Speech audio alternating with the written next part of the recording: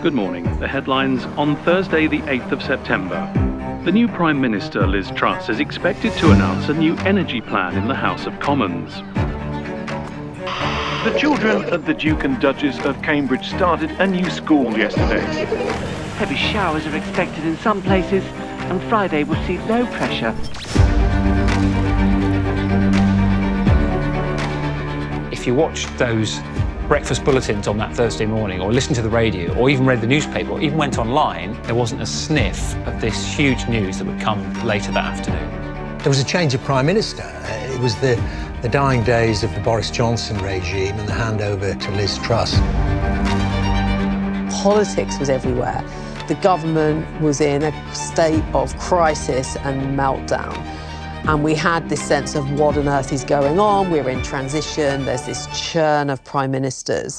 I have just accepted Her Majesty the Queen's kind invitation to form a new government. When we wrapped all that up, we thought, what a week. Little does anyone know, the biggest news is yet to come. I came into work on Thursday, the 8th of September, concerned. The Queen had stayed in Balmoral during the change of power from Boris Johnson to Liz Truss, instead of coming back down to London. It was unusual. The feeling was very ominous. It was going to be life-changing for all of us.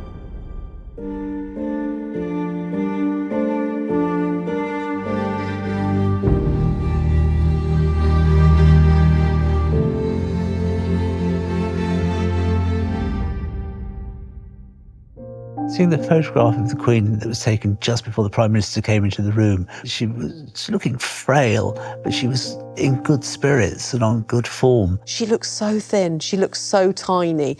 Her sort of face and her smile was so prominent because she was somehow so diminished. She was elderly and frail, but her eyes were twinkling and she had this wonderful, beaming smile on her face, as though she was enjoying this. People began to look and go, oh gosh, there really has been a decline since we last saw her. But the story moves on. She was already very frail, and this was exceptionally demanding. Suddenly the news came that the Privy Council, which would be a regular meeting of the Queen and the Privy Councillors to talk about the business of government that particularly related to the monarch, that wouldn't be held at all. She'd also cancelled a Privy Council meeting, which was most unlike her. And because the Queen had been so healthy for so many years.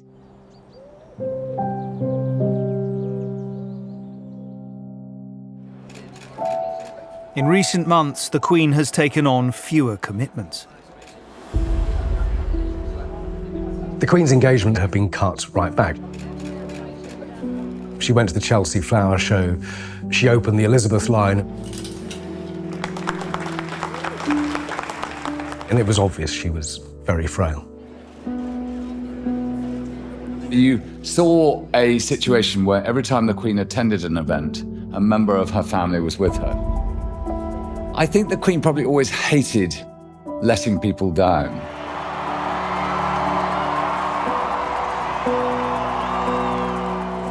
But one thing she was determined to do, of course, was make sure she was on show for her Platinum Jubilee celebrations, but it took a lot out of her.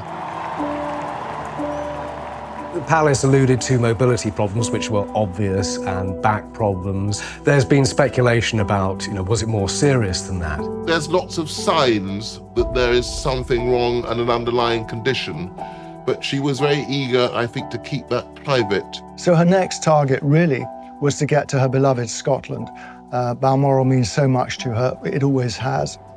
And she was determined to get up there. And she wanted to try and do the kind of things that she had always done, which was go out, attend picnics in the heather and so forth. Balmoral in Aberdeenshire. The 50,000-acre estate is the Queen's summer residence and thought to be her favourite place. A royal residence since 1852, it was bought for Queen Victoria by Prince Albert. That decision to spend that summer in Balmoral was very, very telling. Balmoral was her happy place. She called it, you know, a sort of piece of paradise in the Highlands of Scotland. They spent every summer there, and it was very much a place of family, of relaxation and retreat.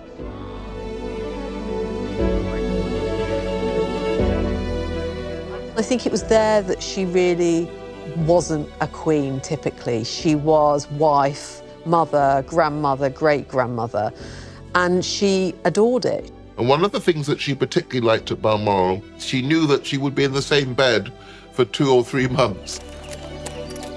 She loved all the pursuits, you know, the fishing, the deer stalking, riding in her Land Rover.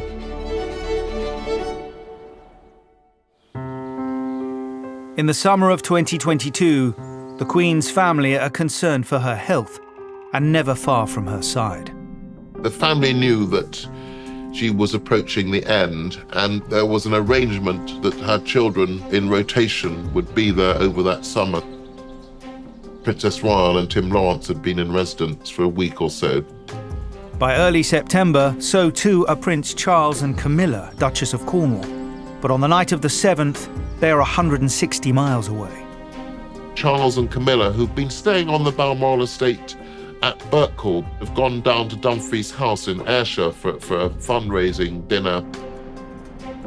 That same night of the 7th of September, the rest of the Queen's family are in England.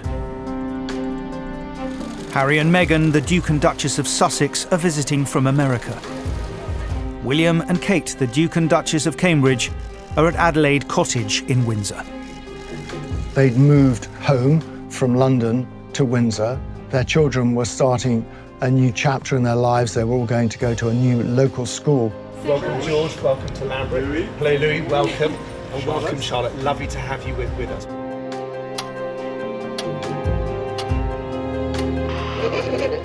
Good morning. Liz Truss has been the Prime Minister for less than 48 hours, but her energy plan is expected to have a big impact. A meeting of the Privy Council has been postponed and the Queen has been advised to rest by doctors. Now for sport headlines. It was a night to forget for both Rangers and Liverpool.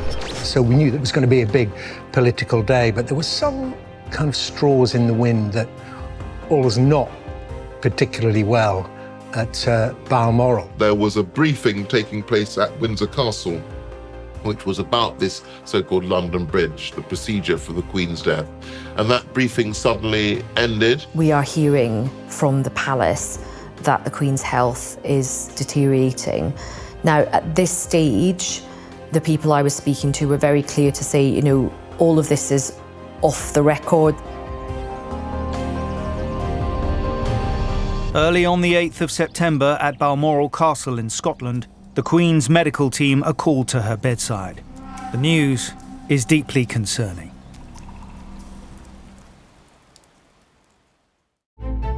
There was a phone call put through from Balmoral Castle that the Queen's condition had worsened and the Prince should hurry to his mother's bedside. I think the point is that it was already a very serious news story. When it happens, it will be entirely different. It will not be as we planned it.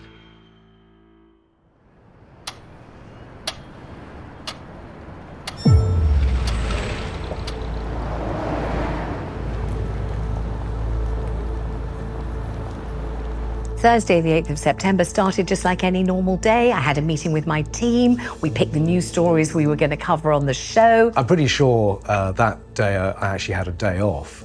There was no big royal story planned. I think I was out shopping. I was doing my normal thing. I was hosting a big meeting with staff in my job at City University. Barely 48 hours into her premiership, Prime Minister Liz Truss faces a challenging day. The cost of living crisis has rumbled on through the summer, and now as we approach autumn, action is finally being taken. Dealing with rising energy bills is top of the agenda for the new Prime Minister, and a solution won't come cheap. The Queen has been in residence at Balmoral since the end of July, and in high spirits.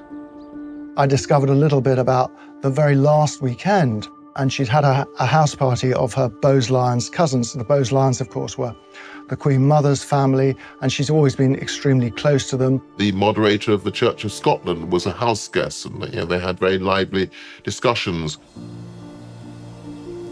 There had been some concessions, if you like, to old age. She had dispensed with the tradition of having a piper play at supper, and she told the ladies and the gentlemen that they didn't need to dress particularly for dinner.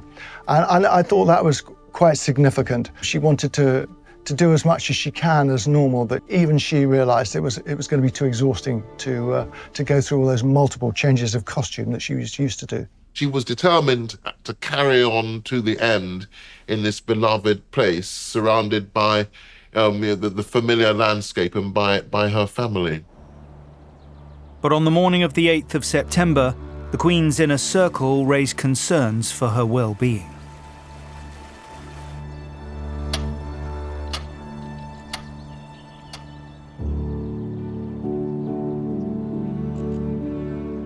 I think that when her maid went in to open the curtains to see if she had a comfortable night, there was something about the Queen's demeanour that wasn't right. But there was enough concern for a helicopter was sent to collect the Prince of Wales to fly him up to Balmoral. The former President Bush's daughter Jenna is about to interview the Duchess of Cornwall, and suddenly that's called off.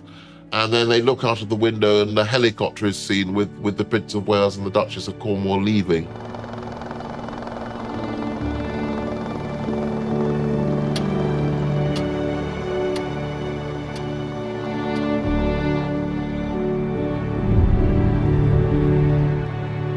In Westminster, the Cabinet Secretary Simon Case informs Liz Truss that the Queen is seriously ill. The lines of communication in good times and in bad obviously are very important. From what we know about behind the scenes, of course, is that Simon Case, who was the private secretary to the Cabinet, he would have been in touch with Sir Edward Young, the Queen's private secretary. That is the sort of the chain of command, if you like, when something like this happens. They run how the head of state relates to the head of government and so on. So they would have been in minute-by-minute contact on that day. Put yourself in the position of Liz Truss. She's been Prime Minister for 2 days, and she gets a briefing from her Cabinet Secretary to say that Her Majesty the Queen is gravely ill. I dread to think what that feeling is like, because she's then got to go about her normal business. She goes into the House of Commons for a really important debate, knowing full well that something huge is probably about to happen. A plan has been in place for the death of the Queen since the 1960s, codenamed London Bridge. The British monarchy is very practical, and it always keeps the funerals for significant members of that family ready. And because there is a plan, it is regularly looked at and revised. I think I've been aware of plans around the Queen's death since I first started working in broadcasting. On occasions like this, you get, I think, a fascinating insight into royal protocol and the way things are so carefully planned. Each member was named after a certain bridge. So the Queen Mother, for example, was the Tay Bridge. Prince of Wales at the time was Menai Bridge. And when it came to Her Majesty the Queen, that was London Bridge.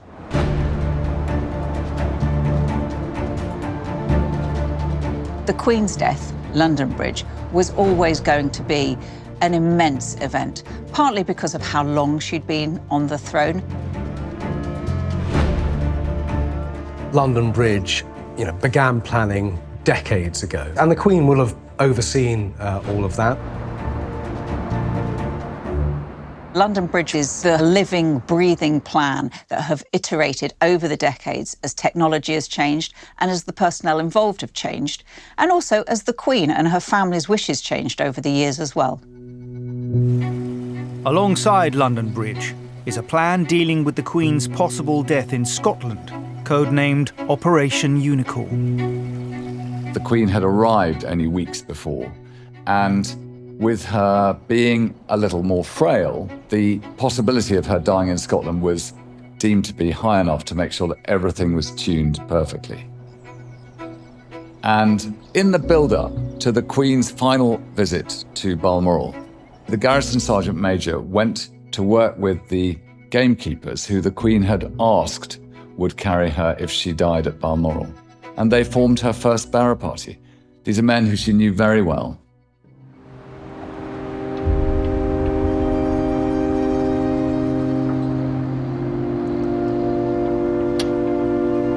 At Westminster, it's business as usual.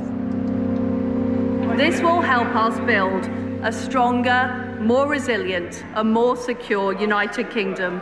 I commend this motion to the House. I now come to the Leader of the Opposition, Keir Starmer.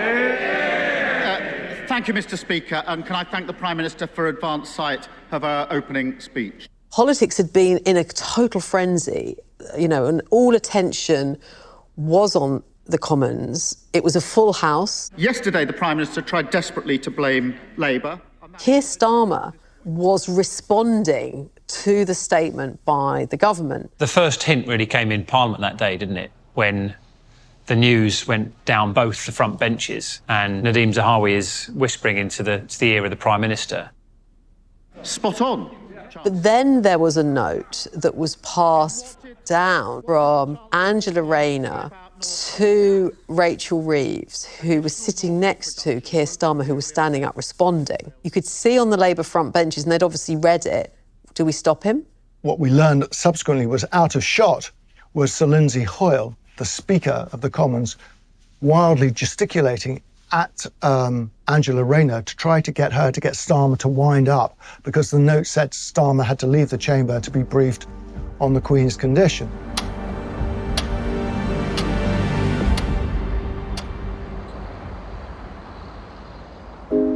As the lunchtime news bulletins go to air, Buckingham Palace makes its first announcement on the Queen's condition.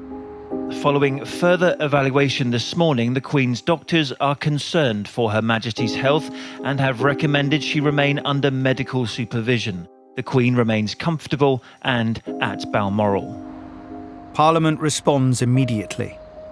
Lindsay Hoyle, the Speaker, then stood up and made that announcement. I know I speak on behalf of the entire House when I say that we send our best wishes to Her Majesty the Queen, and that she and the royal family are in our thoughts and prayers at this moment. So that was a really big moment, because then suddenly all the politicians, the world of politics now, that stopped and all eyes were on Balmoral. And it was that statement that had set the alarm bells ringing. We know that there could be more below the surface. And so, we have people who make calls, who know people, who do know things, who were saying, is this serious? The reply came back quite clearly that it was. From that moment, in my world of news and current affairs, everything changed profoundly. We obviously abandoned all our plans for the programme that we were going to do and instead planned a programme around this very serious, impending news. And then there began to be a series of tweets from the Prime Minister, the Leader of the Opposition, to Nicola Sturgeon in Scotland, all people saying thoughts with the Queen and the royal family. In the House of Commons, Liz Truss said the whole country will be deeply concerned, and the Archbishop of Canterbury says the prayers of the nation are with the Queen. I walked into the newsroom at about 12:30, just after the statement had dropped about her medical condition. And I saw one of our royal producers standing surrounded by a bunch of other journalists, and she looked ashen-faced. And as I walked up, she said, concerned. That's a terrible word in palace speak.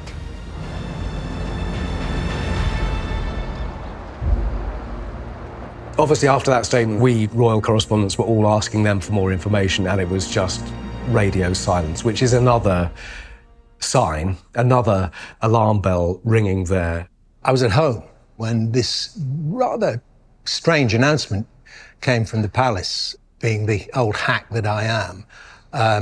My office is just beside Westminster, so not too very far from Buckingham Palace. So I self-deployed to Green Park, wearing a black suit, a white shirt and a dark tie with a black tie in my back pocket.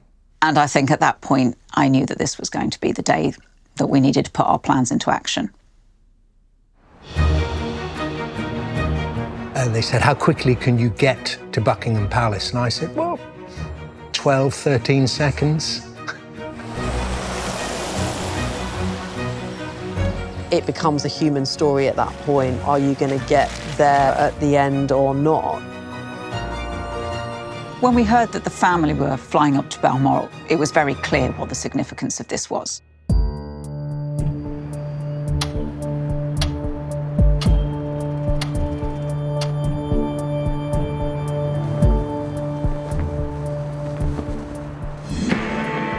The Queen is placed under medical supervision after her doctors became concerned for her health.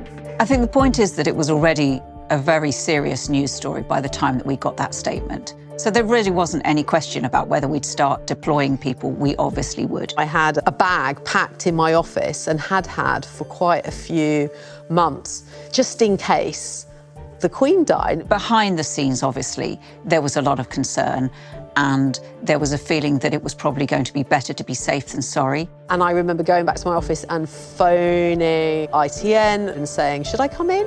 And they were like, are you nearby? Yeah, I think you should probably come in. I got the call then from my office when I was actually walking through Green Park on the way to my office, but past Buckingham Palace.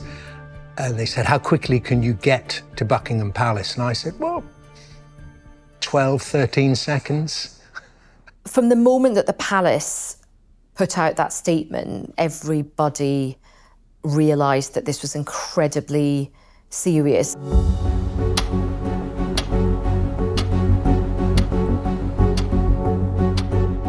BBC One fades out its regular daytime schedule.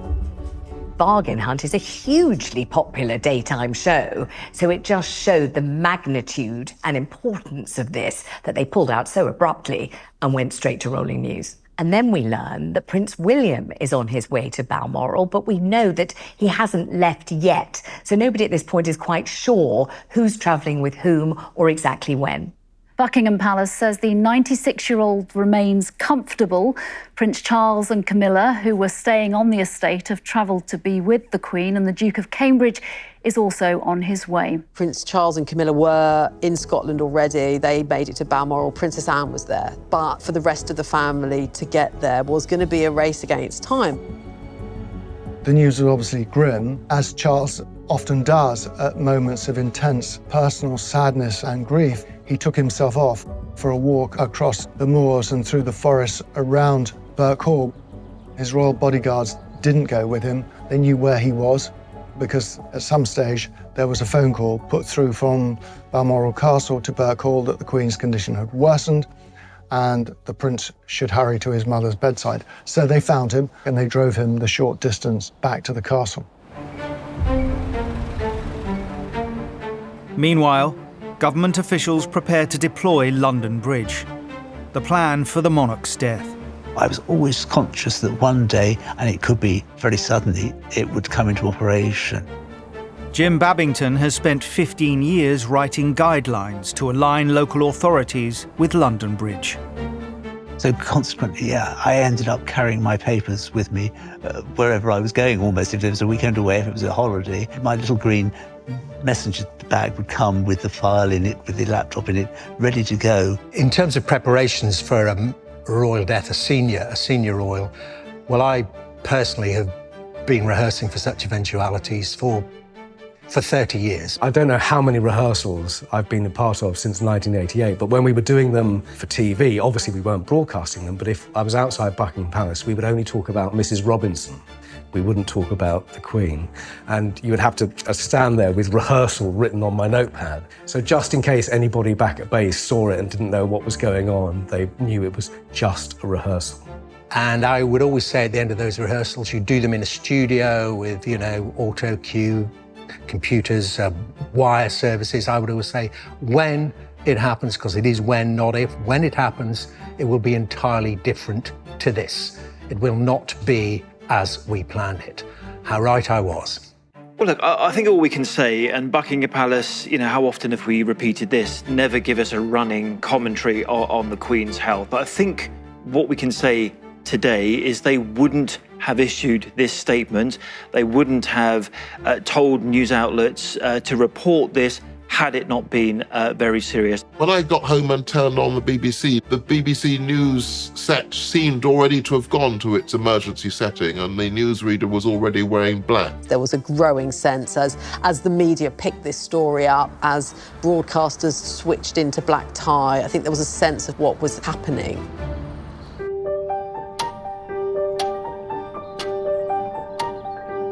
At Frogmore Cottage in Windsor, Prince Harry receives a call from his father. Harry, we know, according to his memoir, had tried to make contact with William, and William hadn't responded.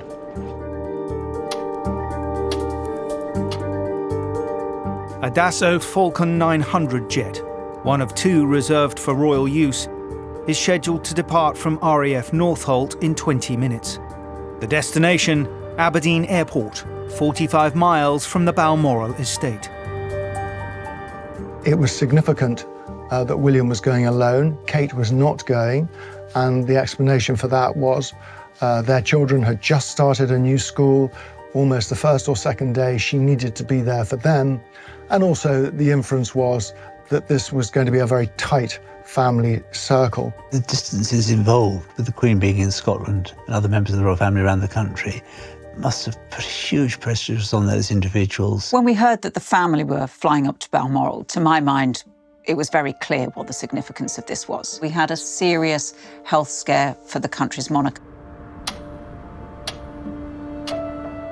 Flight number KRF 23R, the private royal family jet to Aberdeen, is held on the runway and misses its planned takeoff time. A royal flight was scheduled to leave, we were told, at 1:30, but it actually left later. Were they hanging on the ground for other members of the family to arrive? Harry and Meghan announced they will fly together to Scotland. It is unclear if they will join the jet waiting at RAF Northolt. The great mystery still is Prince Harry, why he wasn't on that flight and why he had to make his own arrangements. There was a lot of so-called Kremlinology, i.e. who's there and who's not. And what does that tell us? Dermot Murnaghan is the first journalist to arrive at Buckingham Palace. So I just went there, and at Canada Gate, where the crew's normally set up, there was no one there. Nothing was really going on, but I just, out of precaution, I just went and leant like that on the balustrade, and it's like a Californian gold rush, staked out, prime position there. I got the call again saying, stay where you are, the camera crew are coming. And my crew got there and off we went. Just keep saying that we've lost pregnant.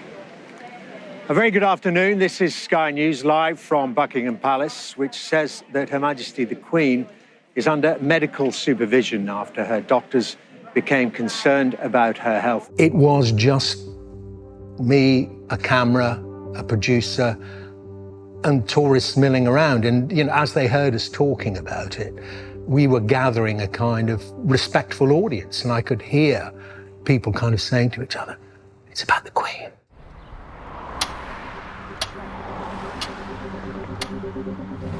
The royal flight finally takes off from RAF Northolt in West London. It has been delayed by 69 minutes.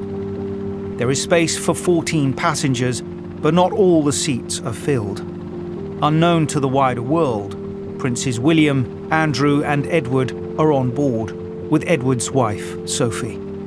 They are due to arrive at Aberdeen Airport at 3:50 p.m.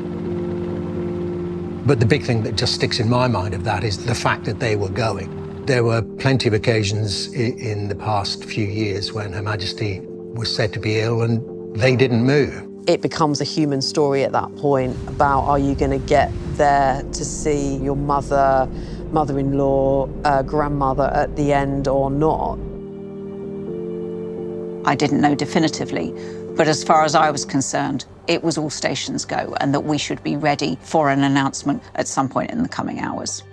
And I think that must have been just sick-making, really, that sense of, I wish we could get there quicker. And in that sense, they may be royals, you know, but they're just like everybody else. As the royal family race to the Queen's bedside, where is Prince Harry? There seems to be no offer to get him on this royal flight. So Harry has to make his own arrangements and he books a private jet. And the world waits for more news. And then there was going to be an announcement at 6, but nothing. And then people thought, well, actually, are they waiting until Harry arrives?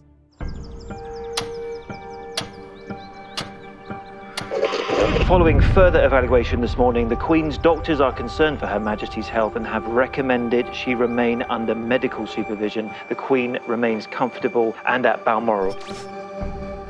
By mid-afternoon, all we really know is that Prince Charles and the Princess Royal, Princess Anne, are already at Balmoral, we assume, at their mother's side. We don't really know who else is travelling or exactly when. It's only later that day that we find out that Harry didn't fly with the rest of his family. A second call is made by Charles to his son, at which he suggests, maybe that's not strong enough, tells Harry that his wife is not to come, just him alone. Again, we have to refer to Harry's book. There's been no official confirmation of this. Harry, we think, protests about this, and Charles says, well, Kate's not going. We don't want to make it too much of a big fuss. I suspect, hurdles were put in his way. I think there were discussions about Meghan Markle and, whether she should be involved. There are no imminent commercial flights to Aberdeen.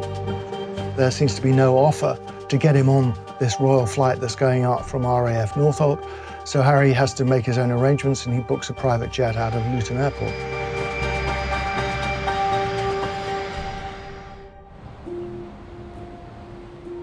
For citizens across the UK, the reality dawns that the country hasn't faced a crisis like the death of a monarch in 70 years.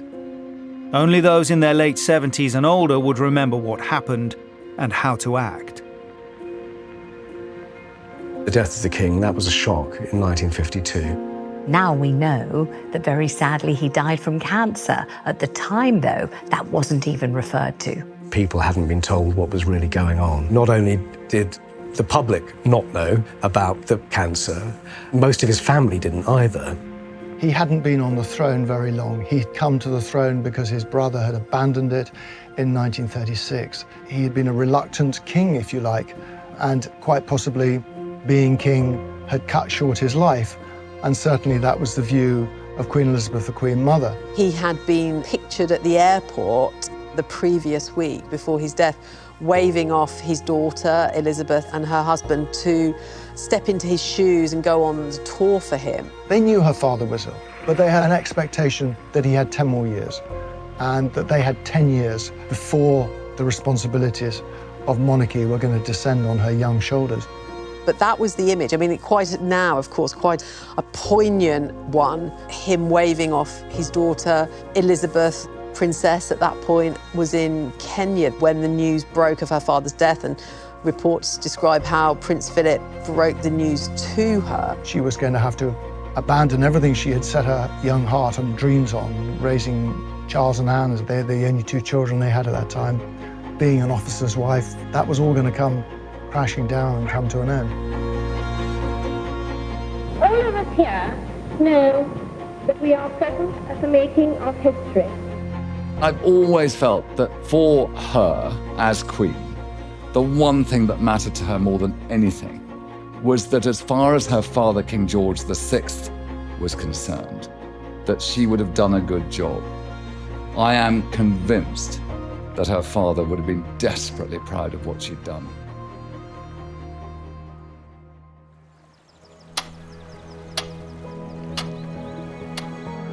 At Balmoral Castle in Scotland, the Queen's health takes a drastic turn. I think we all know lots of elderly people hang on for a significant anniversary or date or Christmas or New Year and then let go. And the Queen had that date of appointing a new Prime Minister in her diary for 2 months. And I'm convinced that she hung on for that date because it was so quick after she had done her duty, her final duty.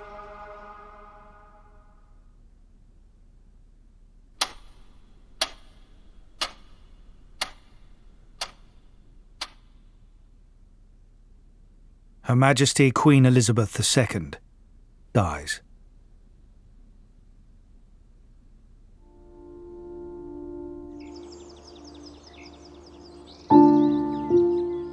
Prince Charles and Princess Anne are at their mother's bedside. Princes William, Andrew and Edward and his wife Sophie are in the air, 51,000 feet above northern England. Prince Harry is at Frogmore Cottage, Windsor.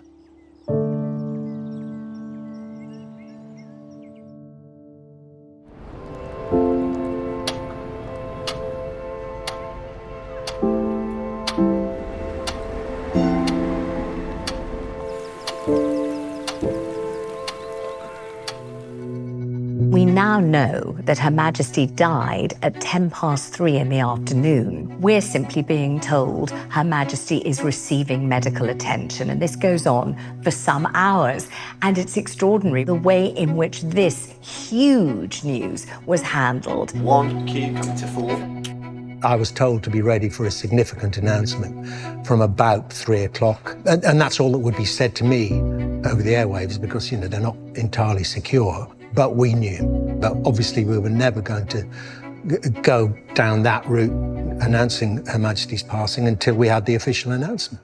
Good afternoon. We are interrupting programmes to bring you the latest on the health of the Queen. A statement released earlier today said that doctors had become concerned for her health and that she had been placed under medical supervision. So you're broadcasting very solemnly, and yet, as far as everybody knew, Her Majesty the Queen was still alive. It was very, very strange. It was very eerie. The rest of the public were simply waiting to find out. We had the television on, we were all kind of glued to what was happening at this point, and there was now sort of ruling news. But yes, it is, I think, alarming and concerning that they have decided to tell us today that they are particularly concerned about her medical condition.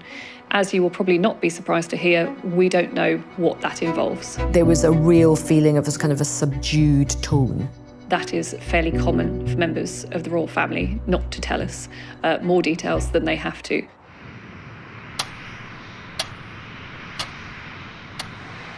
The royal flight arrives at Aberdeen.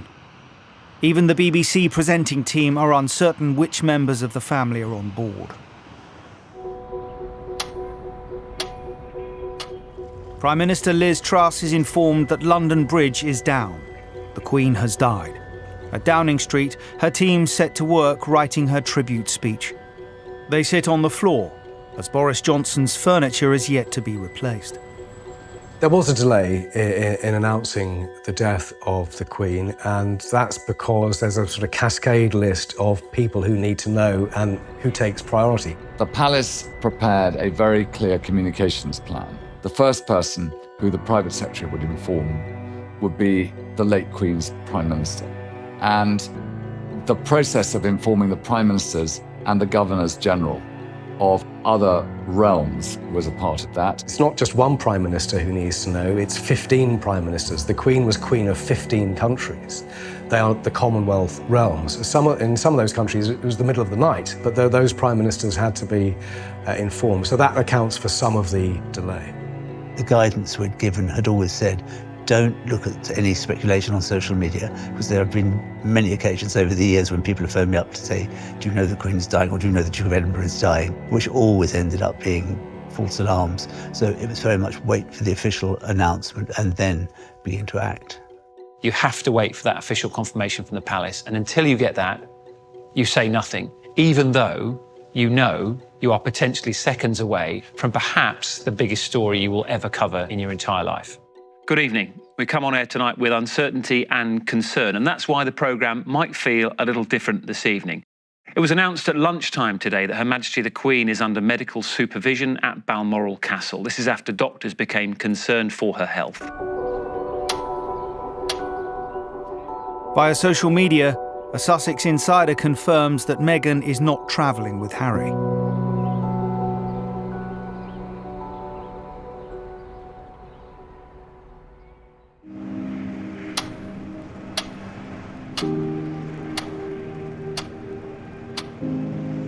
Princes William, Andrew, Edward and his wife Sophie arrive at Balmoral.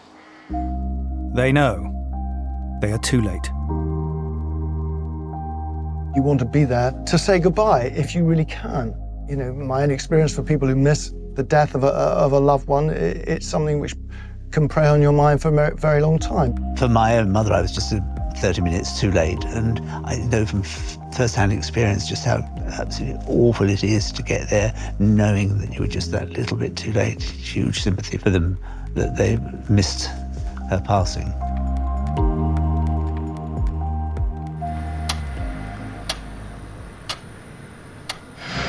Prince Harry's private rented jet takes off from Luton Airport.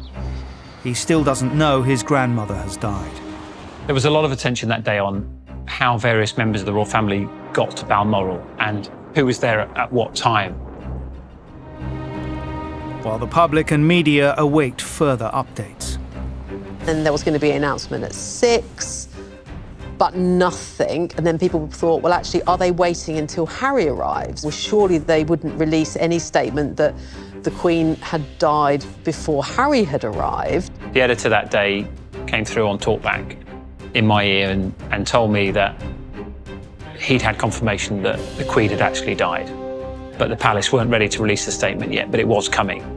But that's the moment when the rubber hits the road. You are going to have to say those words which the audience know are coming but are still dreading. We're just looking at the gates of Balmoral once again. These are live pictures. We heard that news a little bit earlier on today that doctors are concerned about her health. I was told the significant announcement is going to come up on autocue.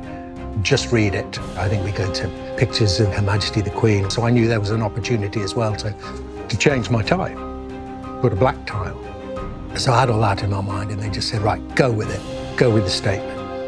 And then it was just before 6:30 that the news spread out to where I was waiting that announcement was going to be made.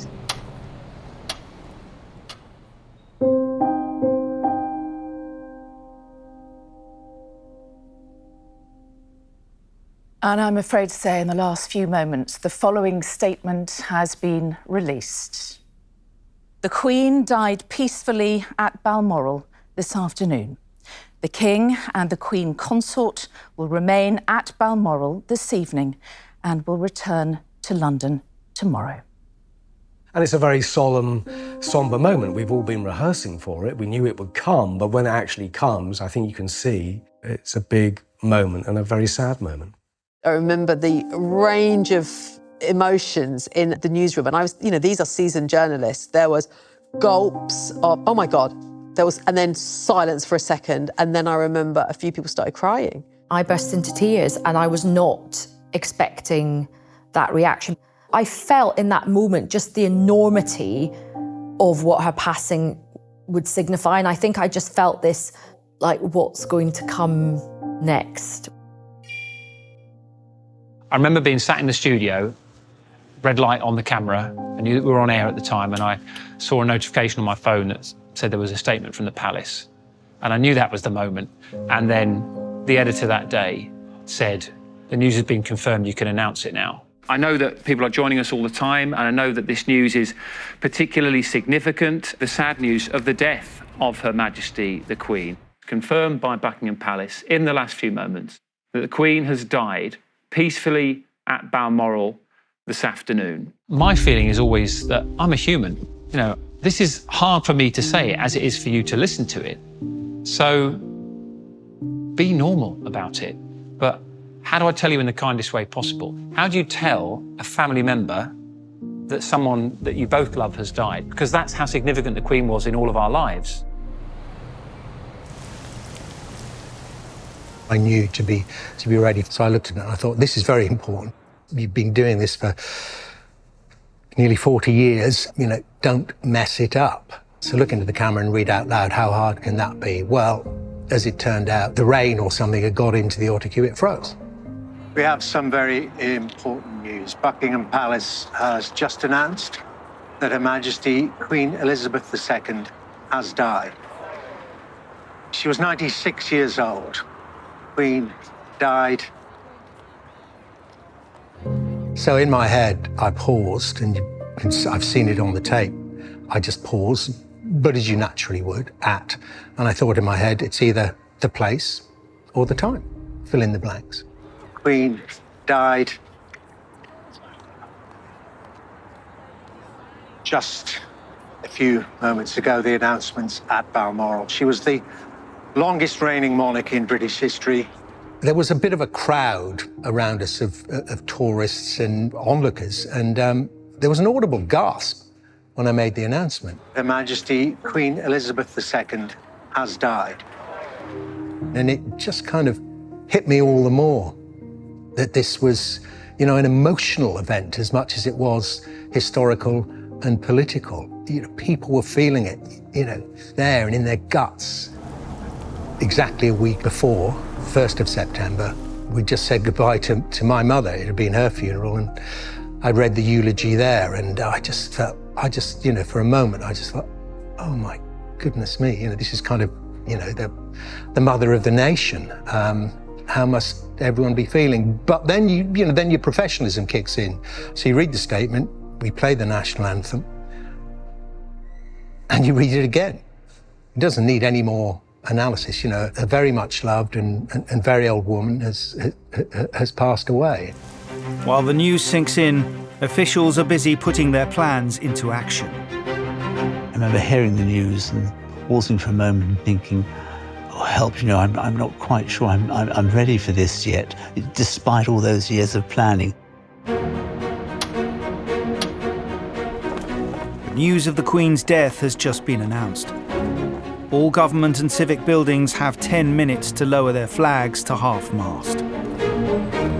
Imagery is really powerful, isn't it? And I think for many of us, when you actually see those pictures, even though you know it's going to happen, but you see those pictures of the flag being lowered and you understand exactly what that means, that's when it really hits home. That's when you know she's gone. And I know that people are joining us all the time, and I know that this news is particularly significant. The reign of Elizabeth II now comes to an end. Her eldest son, Charles, is officially now king.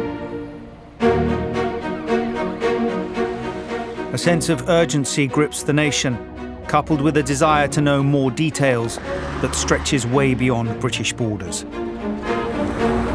I had had so many phone calls and emails, people from around the world, can we talk to you, can we talk to you, news agencies, I mean, just so many, I couldn't process it. My phone kept ringing. They want information, you know, I mean, not salacious information, but just information. Who's going where? When's the funeral? How's it going to happen? You know, what happened up to that point? Where's Harry? You know, where's Meghan? I was probably getting 60, 70 calls a day, you know, from places that you hadn't even heard of in the world, a huge number. But I remember that evening just completely buzzing and feeling disorientated by just the sense of history. The news of the Queen's death echoes around the world. Her Majesty died at her home in the Scottish Highlands, aged 96. There was something really quite moving about it. This was a moment that was being shared around the world. The Queen was such a dominant factor on the world stage, and yet she did it by just being there. It was clear to everybody from those international tributes that she actually was a great and remarkable person. Minutes before our own Prime Minister makes a statement, world leaders rush to pay tribute.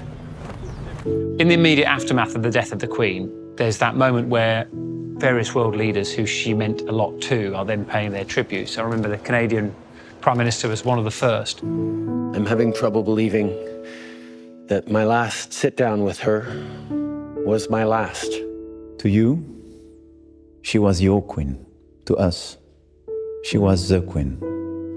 To us all, she would be with us forever. On occasions like that, the ability to find the right words at the right time, which really hit home, but also capture everything about the occasion, is so difficult to do. President Macron was very impressive in what he said. Britain and France have had a difficult relationship, not least in the years since Brexit. He spoke movingly. And yet, to me, the most powerful of all the messages that came were those we saw from people on the streets, from youngsters who just happened to pass, who were probably grasping for the first time with the death of someone they knew. Yes, I know she wasn't related, but she was in most people's families.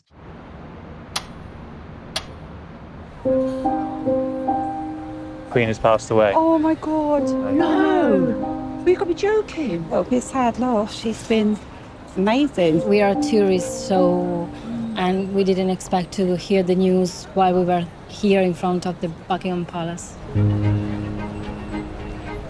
Buckingham Palace has been one of those locations where people just flock to. People were just coming together, and some of them were standing in silence, some of them were sharing memories and sharing stories. That is an indication of what the Queen had done her entire life. At the very heart of what she wanted to do was bring the nation together. She did it in her life, and she also did it in her death. One other thing that really got to me was within 10, 15 minutes of the announcement of Her Majesty's passing, a big crowd had gathered by then, and they started singing the national anthem. The words came floating across to me, God save the King. God save the King. It just sounded so strange. Yes, she's gone, and that's when it really hit home. God save the King. I always thought, actually, it was going to be a bigger psychological moment, collective moment than people realised. She had been Queen, she had been there, on the money, on the stamps, on Christmas Day. She had been there all of our lives. And then she's gone.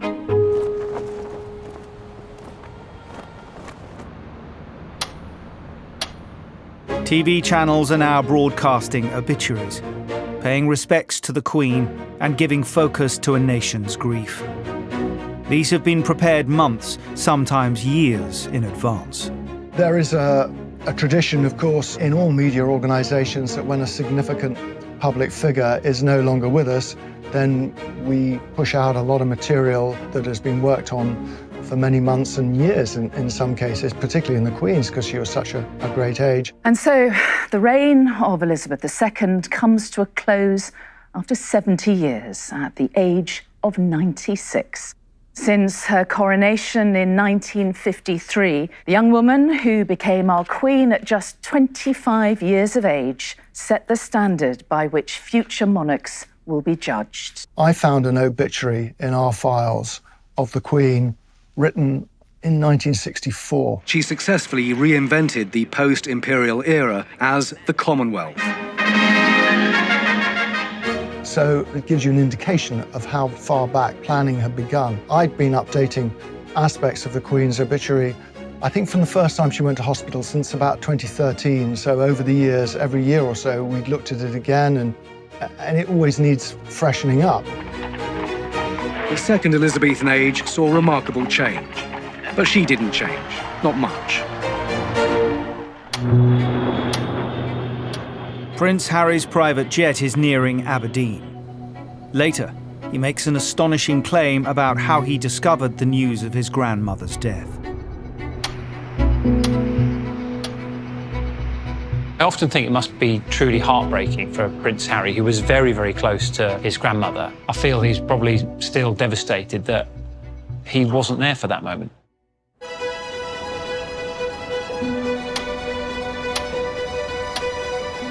Across the UK, London Bridge, the plan for the Queen's death is underway. An incredible amount of work has been meticulously planned behind the scenes for many, many years. So there's a whole group of people, from civil servants to people who work in councils and district authorities, the police, probably even sections of the military. For them, it's actually, right, this is not a time for you to grieve or mourn. You have to literally get it together. What we saw when the Queen died was all the most unbelievably highly ready organisations sprung into action. London Bridge begins with D-Day, and then every day after that is D+1, D+2, and the funeral is on D+10 for the King or the Queen. And then came that question about when is D+1? This is Thursday, is tomorrow going to be D+1? So that was the point at which for the rest of that evening, vast numbers of calls and emails coming in saying, when does the clock start ticking? As it was, it turned out the Privy Council met on the Saturday, and therefore our proclamation ceremonies as local authorities happened on the Sunday, which was quite a relief because it gave us that little bit of extra breathing space to get plans in place. So let's get a reminder of the statements that we've had in the past hour. First, this from the royal household. The death of my beloved mother, Her Majesty the Queen, is a moment of greatest sadness for me and all members of my family. We mourn profoundly the passing of a cherished sovereign and a much-loved mother. Prime Minister Liz Truss makes a statement outside 10 Downing Street. The death of Her Majesty the Queen is a huge shock to the nation and to the world. Queen Elizabeth II was the rock on which modern Britain was built. There's something quite brutal about succession. The monarch inherits the throne, becomes king immediately on the last breath of the previous monarch. The new monarch will be known as King Charles III. I had to check myself every single time when I referred to then the Prince of Wales, Prince Charles. He didn't need a coronation or any of the many processes that took place in the next week. He was king, instantly. Almost 5 hours after the Queen died, Prince Harry arrives at Balmoral. He is greeted by Princess Anne, who invites him to pay his last respects.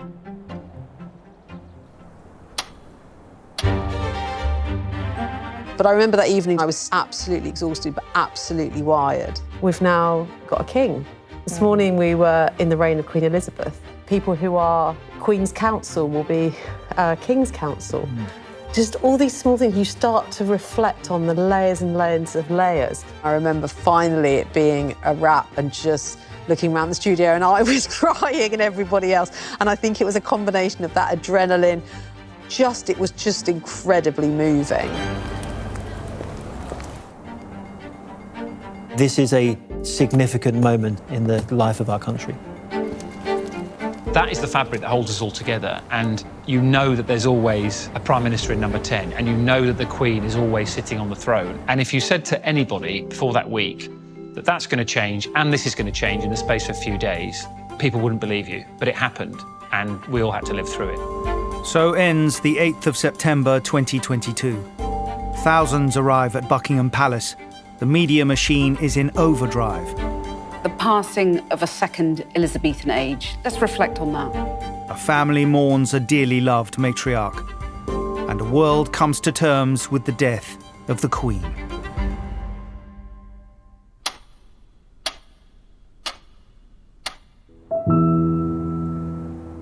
Friday, the 9th of September. The official period of mourning begins. And this is the oldest cliche in the news journalist book, but it was absolutely true during that week, those 10 days, was a front row seat at the making of history. The Queen had a say in every aspect of the 10 days that follow.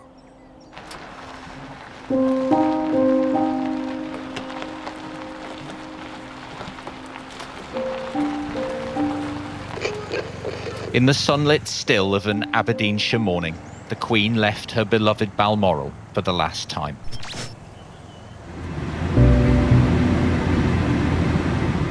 There had been some question about what sort of aeroplane would be used to bring her coffin back. Then it was suggested that a certain plane wasn't good enough. It had been used to transport troops to and from Afghanistan. And the Queen made the observation, well, if it's good enough for my boys, then it's certainly good enough for me. As her coffin came through the dark streets of London and with rain pouring, you saw in the distance this sort of glowing vehicle moving. And it was clearly another piece of choreography from the Queen. You have to be seen to be believed. That's true in death as it is in life. I mean, the planning of that, it was beautiful.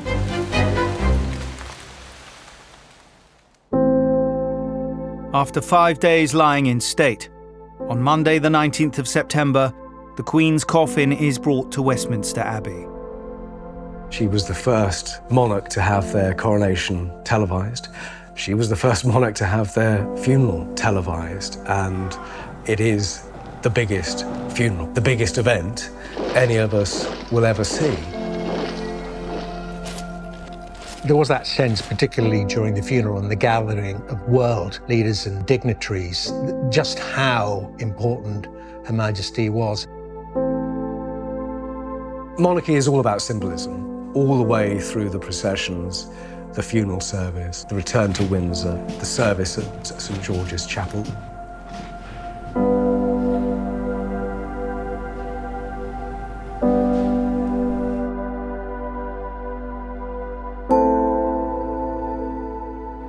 We knew that interred below the very slabs of granite waiting for the Queen was the late Duke of Edinburgh.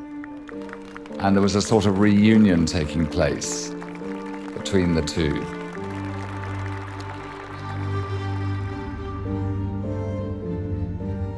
I do feel that the death of Her Majesty the Queen has left a hole in a lot of lives, and it's also a world that feels very different and a little strange without her.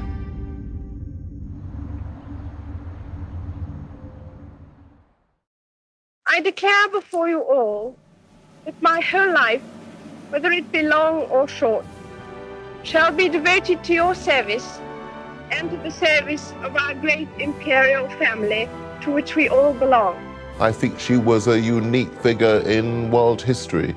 I think it's unlikely that any monarch will be monarch for 70 years again. For a modern monarch, she managed to maintain the sort of mystique of monarchy, this kind of medieval charisma. We didn't know a lot about her, but she seemed somehow quite accessible. Her greatest achievement is that she left the royal family more popular than when she became Queen, which is astonishing, really. Actually, that was her job. And the fact that she did it till the day that she died, that's pretty impressive. She had a life all about duty, and it was all about service. And I think that is why she will continue to be missed and loved by millions.